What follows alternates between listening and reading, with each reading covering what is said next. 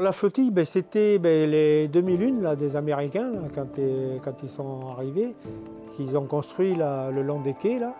Et donc ces 2001-là sont restés en place et ça a été le premier centre de secours, enfin, premier centre de secours, oui, le premier endroit où étaient donc les sapeurs-pompiers.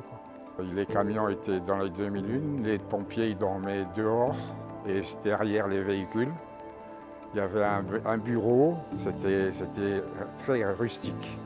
En 1983, lorsque la caserne a été inaugurée, la caserne Lucien Parent, ça a changé beaucoup de choses.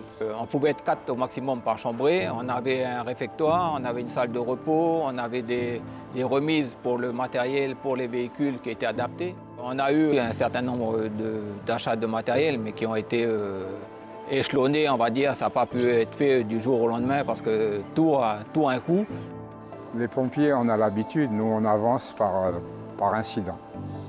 Il y a eu le feu de confort du logis dans les années 70, on a eu du matériel.